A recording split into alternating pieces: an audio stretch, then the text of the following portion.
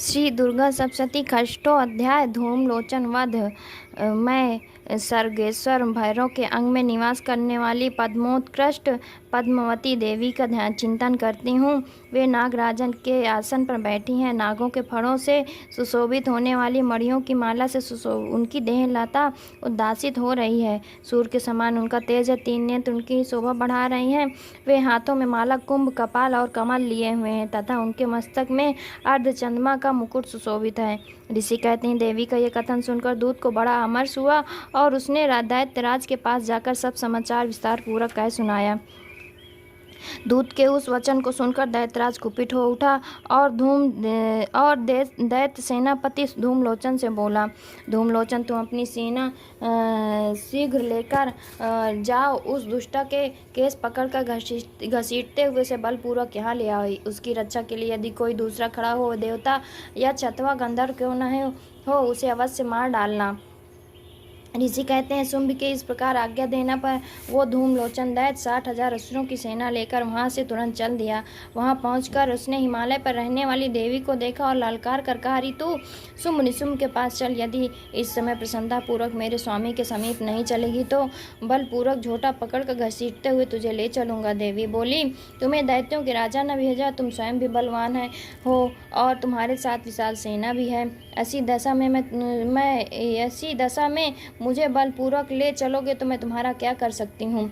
ऋषि बोले, देवी के यूँ कहने पर असुर धूमलोचन उनकी ओर दौड़ा। तब अंबिका ने हुम शब्द के उच्चारण मात्र से उसे भस्म कर दिया। फिर तो क्रोध में भरी हुई दैत्यों की साल सेना और अंबिका ने एक दूसरे पर तीखे शस्त्रों और शक्तियों की फरसा की वर्षा आरंभ की। इतने में ही देवी का वाहन सिंह क्रोध में भरकर भयंकर गर्जना करके गर्दन के बालों को हिलाता हुआ असुरों की सेना में कूद पड़ा। उसने कुछ दैत्यों को पंजों की मार से, कितनों को अपने जबड़ों से और कितने दैत्यों को पटक कर ओट के डाढ़ों से घायल करके मार डाला। उस सिंह ने अपने नखों से कितनों को पेट फाड़ डाले और थप्पड़ मार कर कितनों के सिर धड़ से अलग कर दिए। कितनी की भुजाएं और मस्तक काट डाले तथा अपनी गर्दन के बालों को हिलाता हुआ उसने दूसरे दैत्यों के पेट फाड़कर उसका रक्त चूस लिया। अत्यंत क्रोध में भरे हुए देवी का वाहन उस महाबली सिंह ने क्षण भर में ही असुरों की सारी सेना का संहार कर डाला। शुंभ ने जब सुना कि देवी ने धूमलोचन असुर को मार डाला तथा उनके सिंह ने सारी सेना का सफाया कर डाला, तब उस दैत्यराज को बड़ा क्रोध हुआ। उसका ओठ कांपने लगा। उसने चंड और मुंड नामक 2 महादैत्यों को आज्ञा दी, हे चंड और मुंड, तुम लोग बहुत बड़ी सेना लेकर वहां जाओ। उस देवी के झोटे पकड़कर अथवा उसे बांधकर शीघ्र यहाँ ले आओ। इस प्रकार यदि उसको लाने में संदेह हो तो तुम सब प्रकार के अस्त्र शस्त्रों तथा समस्त आसुरी सेना का प्रयोग करके उसकी हत्या कर डालना। उस दुष्टा के हत्या होने पर तथा सिंह के मारे जाने पर उस अंबिका को बांधकर साथ ले शीघ्र ही लौट आना। इस प्रकार श्री मार्कंडेय पुराण में सर्वाधिक समानांतर की कथा के अंतर्गत देवी महात्म्य धूमलोचन वध नामक 6ठा अध्याय संपूर्ण हुआ। जय माँ दुर्गे, जय माँ दुर्गे।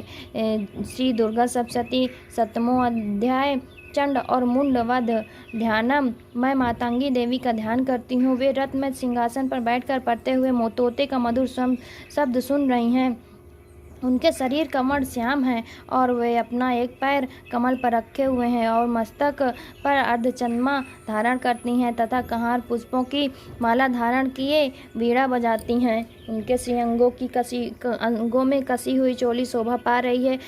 वे लाल रंग की साड़ी पहने हाथ में शंखमय पात्र लिए हुए हैं। उनके बदन पर मधु का हल्का हल्का प्रभाव जान पड़ता है और ललाट में मेहंदी शोभा दे रही है। ऋषि कहते, तदनंतर शुंभ की आज्ञा पाकर वे चंड मुंड आदि दैत्य चतुरांगी सेना के साथ अस्त्र शस्त्रों से सुसज्जित हो चल दिया।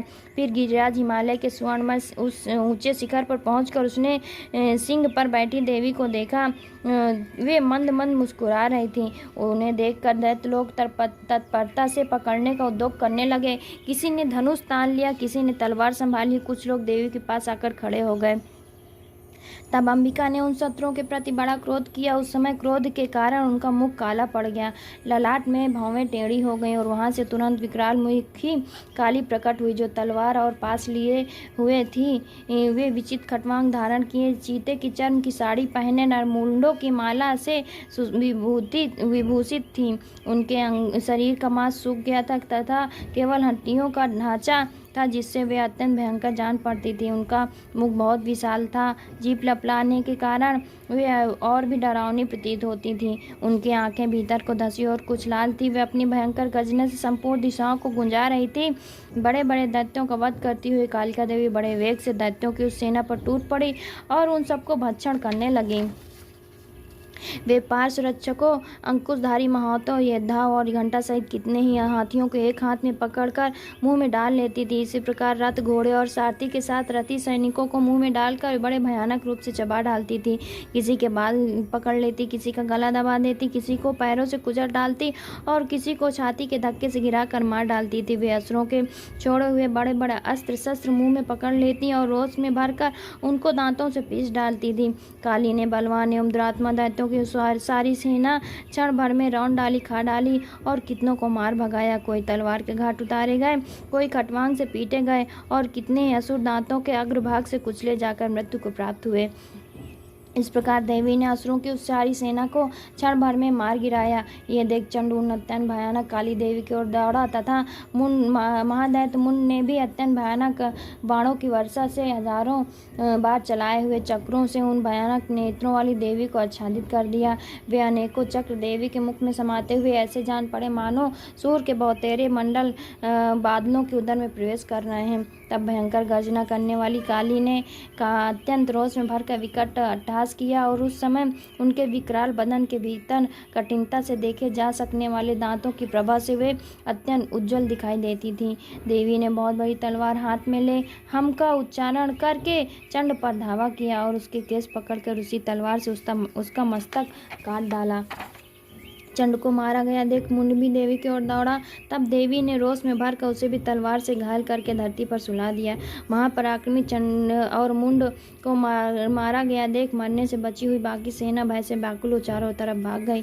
तदनंतर काली ने चंड और मुंड का मस्तक हाथ में ले चंडिका के पास जाकर प्रचंड अट्टहास करते हुए कहा, देवी मैंने चंड और मुंड का नामक इन दोनों महापशुओं को तुम्हें भेंट किया है। अब युद्ध में शुंभ और निशुंभ का स्वयं ही वध करना।